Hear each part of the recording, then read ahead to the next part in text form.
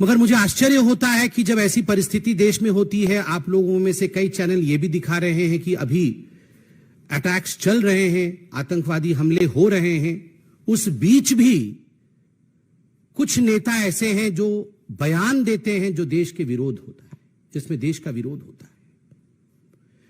कांग्रेस के जाने माने नेता, कांग्रेस के दिग्गज नेता सैफुद्दीन सोज, उन्होंने कश्मीर में इस हमले को लेकर जिस प्रकार का बयान दिया है और कहा है कि हिंदुस्तान को चाहिए कि वो पाकिस्तान के साथ न केवल बात करे अपितु आतंकवादियों के दिमाग के अंदर, आतंकवादियों के मन के अंदर क्या चल रहा है, उन्हें क्या चाहिए, उसे भी समझने की कोशिश प्रधानमंत्री नरेंद्र मोदी जी को करना चाहिए।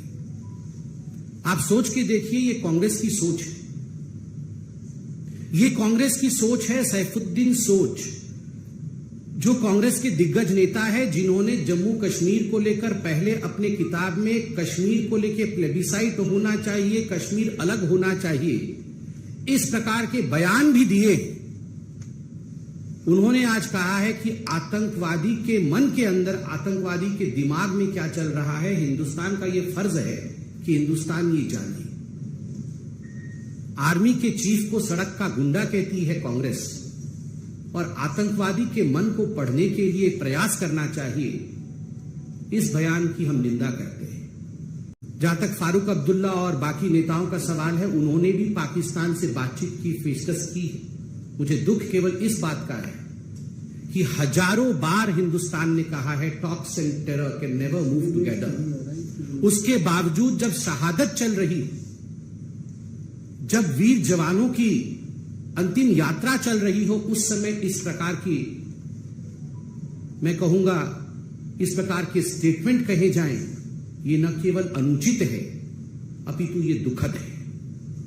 हिंदुस्तान इसका जवाब देगा। आप सभी जानते हैं आज 15 सितंबर है। 15 सितंबर यानी अंतर्राष्ट्रीय लोकतंत्र दिवस, इंटरनेशनल डेमोक्रेसी डे। आज के दिन जिस प्रकार का एक सर्कुलर, ये इंडिया अलायंस या घमंडिया अलायंस कह लीजिए, उन्होंने जारी किया है और कुछ पत्रकारों का नाम, बकायदा नाम लिखकर जारी किया है।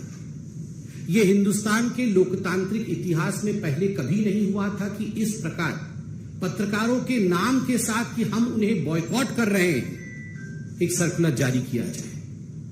यह पत्रकारिता का विरोध है और इंटरनेशनल डेमोक्रेसी डे में कहीं न कहीं ये दिखाता है कि कुछ ऐसे दल आज भी हिंदुस्तान में हैं जो पहले भी लोकतंत्र पर विश्वास नहीं करते थे और आज भी लोकतंत्र और लोकतांत्रिक प्रक्रियाओं पर विश्वास नहीं रखते हैं।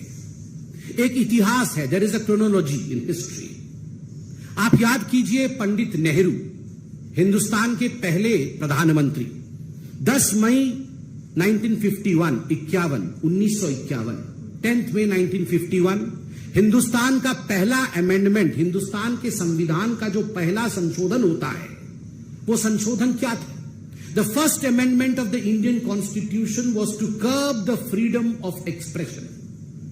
किस प्रकार से रेस्ट्रिक्ट किया जाए फ्रीडम ऑफ स्पीच को, यह पहला संशोधन, प्रथम संशोधन था पंडित जवाहरलाल नेहरू का, भारतवर्ष का। आप सोच के देखिए, भारतवर्ष की उस समय एक इंटरिम सरकार चल रही थी, इलेक्शंस भी नहीं हुए थे, मगर एक इंटरिम गवर्नमेंट द्वारा पहला संशोधन, यह किस प्रकार फ्रीडम ऑफ स्पीच को रोका जाए उसको लेकर था।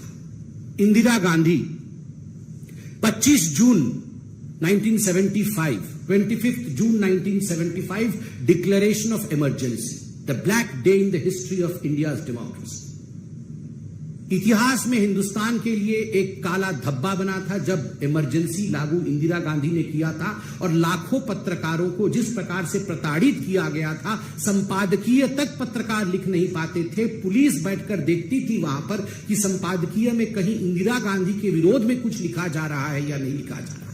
मीसा कानून के अंतर्गत न जाने आप में से कई लोग यंग पत्रकार यहां बैठे हैं, आप में से कितने के पिताओं के ऊपर, कितनों के दादाओं के ऊपर, कितनों के जानकारों के ऊपर, कितने ही पत्रकारों के ऊपर जुल्म ढाया गया मीसा कानून के अंतर्गत, इस विषय से भी हिंदुस्तान वाकिफ है। राजीव गांधी 29 अगस्त 1988, डिफेमेशन बिल 1988, आप याद करिए उस समय बोफोर्स चरम पर था। कुछ ऐसे पत्रकार थे, जाबाज पत्रकार मैं कहूंगा उनको, और कुछ ऐसी पत्रकारिता थी जिन्होंने बोफोर्स को बड़े स्पष्ट रूप से उजागर किया था। The story of Bofors and bribe, किस प्रकार से भ्रष्ट और भ्रष्ट नेता बोफोर्स में लिप्त थे।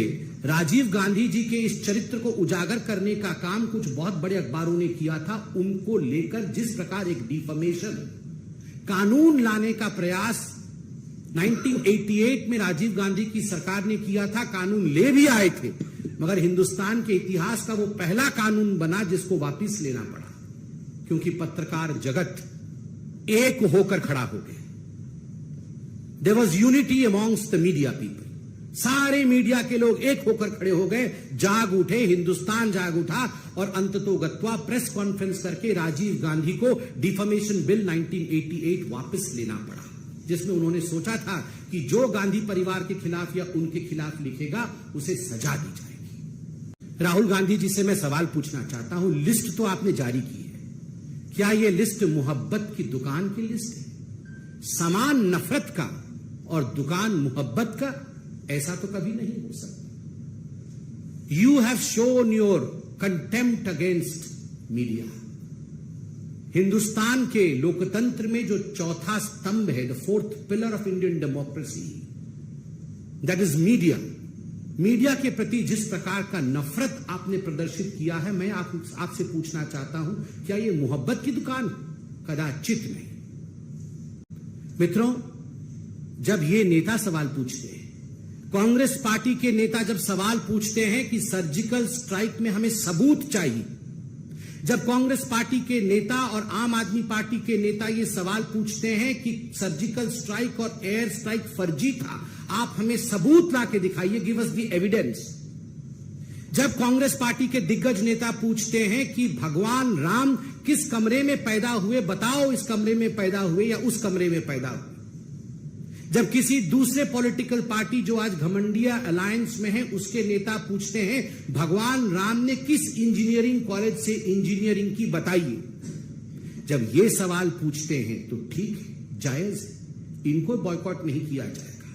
मगर जब पत्रकार डिबेट में सवाल पूछ लेता है इनसे कि आपके राज्य में भ्रष्टाचार क्यों हो रहा है, आपने जो आंकड़े प्रस्तुत किए थे वो आंकड़े गलत थे, सही आंकड़े ये, क्या हिंदुस्तान की ग्रोथ स्टोरी आज विश्व में एक रिकॉर्ड नहीं कायम कर रही? क्या G20 सफल हुआ या नहीं हुआ? अगर इस प्रकार के सवाल कांग्रेस या इंडी अलायंस के दूसरे लोगों से पूछ लिया जाता है तो आप बन जाते हैं बॉयकॉट करने वाले पत्रकार। आपको बॉयकॉट कर देना चाहिए। क्यों? ये जो नेता हैं ये भगवान हैं, ये भगवान पे सवाल उठा सकते हैं, और पत्रकार जो हैं वो नेताओं पे सवाल नहीं उठा सकते हैं, उनसे सवाल नहीं पूछ सकते। आप सब पत्रकार बैठे हैं यहां पर, और आपके माध्यम से और टीवी के कैमरे के माध्यम से मैं करोड़ों पत्रकारों से आज सवाल पूछता हूं, क्या ये जो 14 नाम लिखे गए हैं ये बॉयकॉट के नाम है या ये टारगेट लिस्ट है? क्या इनको केवल बॉयकॉट किया गया है या इनको टारगेट करने के लिए इनके नाम जारी किए गए हैं? मैं ये सवाल पूछता हूं। ये हिट लिस्ट है। कुछ ऐसे पत्रकार हैं जो डिबेट नहीं करते, जो डिबेट नहीं करते हैं, आप उनमें गेस्ट भेजेंगे ही कैसे? तो उनके नाम क्यों रखे गए हैं? टारगेट करने के। FIR डालेंगे, आपको छोड़ेंगे नहीं, आपको मसल के रख देंगे। और आप बताइए, एक पॉलिटिकल पार्टी के कार्यकर्ता होते हैं, अब मैं कांग्रेस के लिए या उनके पार्टी के लिए कहूंगा नहीं कि लाखों कार्यकर्ता है, हजारों तो हैं, कुछ सौ तो हैं ही।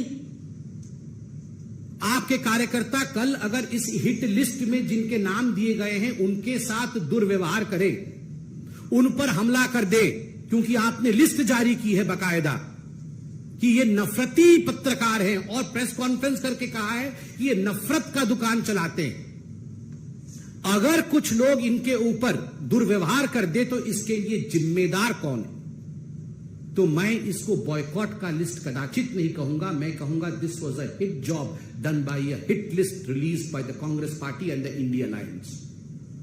ये एक हिट जॉब है और मुझे लगता है इसे सारे पत्रकार फेटर्निटी को बहुत गंभीरता से लेने की आवश्यकता।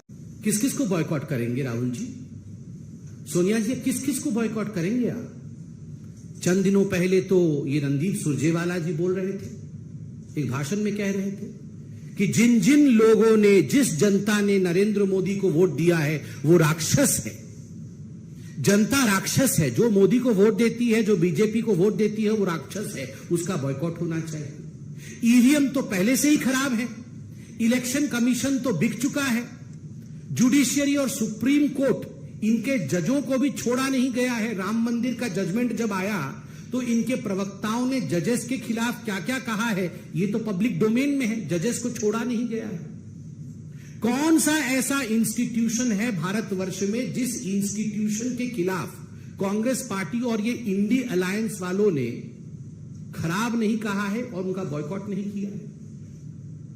मैं आज आपको खुल के बताता हूं, जनता भी जिंदाबाद है, ईवीएम भी जिंदाबाद है, हाईकोर्ट भी जिंदाबाद है, इलेक्शन कमीशन भी जिंदाबाद है, सुप्रीम कोर्ट भी जिंदाबाद है। केवल अगर किसी से नहीं हो पा रहा है जिसको बॉयकॉट वाकई करना चाहिए कांग्रेस पार्टी को, तभी उसका कुछ कल्याण होगा, उसका नाम राहुल गांधी है। पूरे दुनिया को बॉयकॉट करने चले हैं, पत्रकार भी जिंदाबाद है, वो भी अपना काम कर रहे हैं। अरे नेता में दम नहीं है भैया, बॉयकॉट किस किस को करोगे? जनता को बॉयकॉट करोगे, सुप्रीम कोर्ट को करोगे, पत्रकारों को बॉयकॉट करोगे, टीवी को बॉयकॉट करोगे, किसको बॉयकॉट करोगे? बॉयकॉट करना है, अगर कुछ आगे बढ़ना है तो अपने नेता को बॉयकॉट करो, उसी को छोड़ने से कुछ कल्याण हो सकता है, 1% है। वो चंद्रशेखर जी हैं शिक्षा मंत्री बिहार के, उन्होंने आज श्री रामचरितमानस को पोटेशियम साइनाइड बता दिया कि ये पोटेशियम साइनाइड है। एक शब्द नहीं निकल रहा है इनके मुंह से किसी, ये लिस्ट जारी करने वालों की। ये आप इस मंत्री को आप बॉयकॉट करेंगे या नहीं करेंगे? राहुल बाबा, जहां भी फॉरेन कंट्री में है जवाब दीजिए। ये आपने पत्रकारों को तो बॉयकॉट कर दिया, ये जो चंद्रशेखर जी हैं जो कह रहे हैं कि रामचरितमानस ये पोटेशियम साइनाइड है, ये जहर है, आप में हिम्मत है उस पॉलिटिकल पार्टी को और उसके इस नेता को बॉयकॉट कर सकते हैं क्या? सैफुद्दीन सोज जो बोल रहा है, आतंकवादियों के मन के अंदर क्या चल रहा है उसे हमें पढ़ने की आवश्यकता है।